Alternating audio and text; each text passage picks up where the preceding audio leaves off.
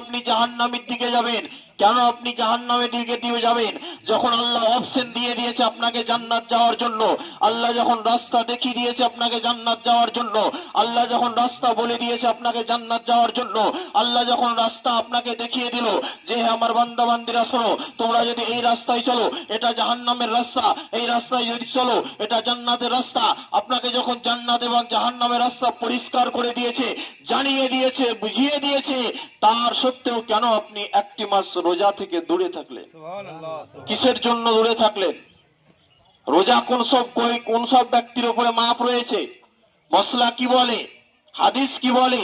রোজা ওই সব ব্যক্তির উপরে মাপ যারা অসুস্থ, বিছান গতি, যে আর জীবনে রোজা রাখতে পারবে না, যার কোন রোজা রাখার পরিস্থিতি নেই, ডাক্তারে মানা করে দিয়েছে রোজা রাখলে তুমি মারা যেতে পারো, ওই ব্যক্তির জন্য রোজা মাপ।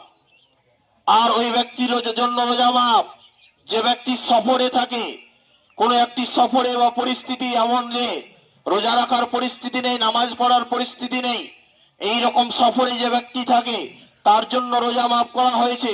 আর ওই সকল মায়েদের জন্য রোজা মাফ যে সকল মায়েরা প্রেগনেন্ট অবস্থায়, অর্থাৎ যে সকল মায়েদের গর্ভবতী পেটে বাচ্চা থাকে, রোজা রাখলে বাচ্চার ক্ষতি হতে পারে, ডাক্তারে নিষেধ করেছে, তাদের জন্য রোজা মাফ। ওই সকল মায়েদের জন্য রোজা মাফ যারা হাইজ এবং নেফাসে থাকে, অর্থাৎ মাসে মাসে যে একটি মায়েদের একটি খুন ভাঙে, ওই সব অবস্থায় যদি মায়েরা থাকে তাদের জন্য রোজা মাফ হয়। এবং বাচ্চা হওয়ার পরে যে 40 দিন একটি খুন ভাঙে, ওই অবস্থায় থাকলে মায়েদের জন্য রোজা মাফ হয়ে যায়। হে যুবক, বলো বলো, আজকে তুমি না অসুস্থ, না তুমি বিষাণগতি হয়ে গেছো, না তুমি প্রেগনেন্ট হয়ে গেছো, না তোমার হাইজ হয়েছে, না তোমার নেফাস হয়েছে, তাহলে তুমি কিসের জন্য রোজা ছেড়ে দিয়েছো? কিসের জন্য আল্লাহ তোমার উপরে রোজা কিভাবে মাফ করতে পারে? তোমার জন্য রোজা মাফ হয়নি, তোমার জন্য রোজার আজকে কোন রকম মাপ ছিল না, তুমি রোজা আজকে সচক্ষে ছেড়ে দিয়েছো। তোমার শরীরে শক্তি ছিল তবুও তুমি রোজা ছেড়ে দিয়েছো, তোমার শরীরে তাকত ছিল তবুও রোজা ছেড়ে দিয়েছো। কিসের জন্য? কিসের জন্য ছাড়লে? কোন পরিস্থিতিতে ছাড়লে? কেন ছাড়লে? এই কারণটা তুমি খুঁজো যে কেন আমি রোজা করতে পারলাম না, কেন করলাম না, কেনর কারণটা খুঁজতে হবে আপনাকে, অ্যানসারটা।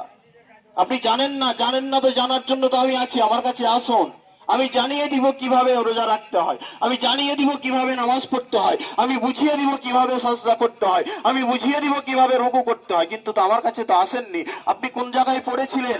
আপনি তো আমার কাছে আগাননি, তাহলে আপনি তো আল্লাহর কাছে বলতে পারবেন না যে আমি জানিয়ে না।